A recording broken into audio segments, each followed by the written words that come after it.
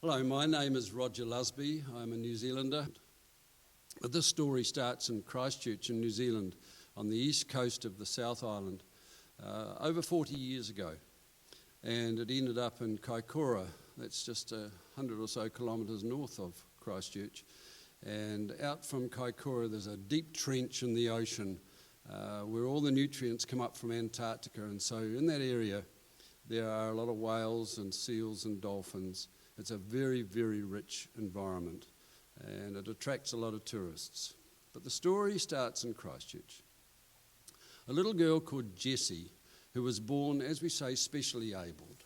She had no use of her arms or legs, only a small amount of movement in her right side, and she was also epileptic.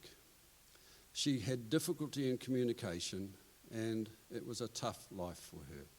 Her mother was a special lady who read her all the stories, especially the stories of sea life, the animals in the sea, the mammals, the whales, and the dolphins. She loved the story of Opo the dolphin, who swam with the New Zealand children many, many years ago, and Pelorus Jack, that guided the ships out through the sounds out to the ocean. This particular story relates to Jessie wanting to go to Kaikoura and swim with the seals. Now, that was a thing that was done in Kaikoura by a lot of the children, but of course her mother said she couldn't do it. However, another girl called Casey, who had been involved in a motorcycle accident when she was a young person, had lost the use of her legs and was told that she would never walk again. She went to the Burwood Hospital in Christchurch and the doctors said she was never going to be able to walk, but she did not believe a word of it. She worked and worked and worked until she got her legs moving again, and eventually she started walking, albeit with crutches. She could move and she could walk. In gratitude for that, she decided to take some children on a special journey, and this is where Jessie comes in. Casey had heard about Jessie's wish to go to Kaikoura to swim with the seals, and managed to convince her mother to let her go. Eventually, 19 other children and Jessie took the bus to Kaikoura.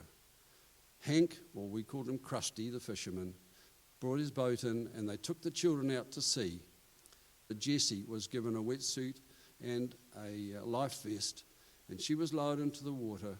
She was held up by one of the crew, and a seal swam up to her almost immediately and put her flipper either side of Jessie's face, almost like blowing her a kiss. Jessie did say that it was the smelliest thing she'd ever experienced in her whole life. However, the next thing that happened was truly miraculous. The seal suddenly swam away, and it was as though Jessie was focusing on something that nobody could see. And then all of a sudden, a 3-metre bottlenose dolphin swam up towards Jessie. The skipper recognised the dolphin because it was well known to the local fishermen.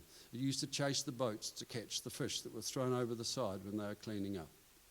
It was a bit of a pest in a way, but in this particular day, it was a miracle. This dolphin swam into Jessie's arms, that were floating in front of her as she was held up. Something happened when the dolphin swam into Jessie's arms, and somehow Jessie had enough strength in her arms just to hang on to the dolphin's nose. The crew behind let go. The dolphin, with a gentle swish of its tail, swam off, taking Jessie with it. It swam right round the ship and all the way back to where it started, right in front of the crew.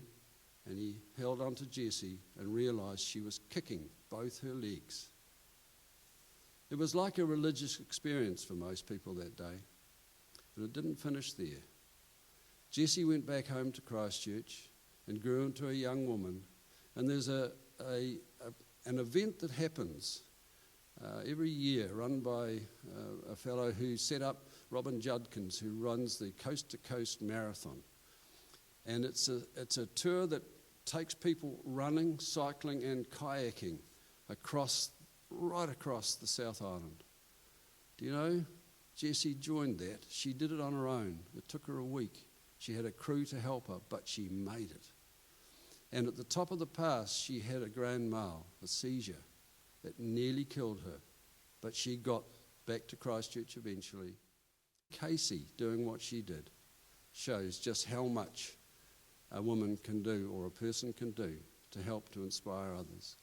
I was asked if I would write a song, and it was the first song that I went into the schools and wrote.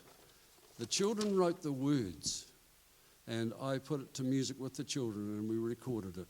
And the little poem goes like this. Where Kaikoura mountains lead down to the sea, where seals slip away with the sun, listen to fishermen who tell the tale of Maui the bottlenose dolphin. Where does she come from? Where does she go, this dolphin of magical fame? Maui, the spirit of freedom and love. The children are calling your name. Today from the city a tour bus pulls in with children who want to learn how they can swim with the dolphins.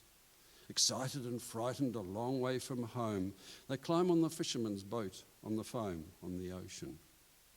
Away out to sea where the whales are free and the seabirds fly overhead majestically are the dolphins. Jessie is nervous. How can she swim? Her legs will not work, but they lower her into the ocean. Then, just as graceful as mist on the breeze, Maui swims over to Jessie with ease and affection. Softly, slowly, Jessie takes hold. The beauty of Maui begins to unfold.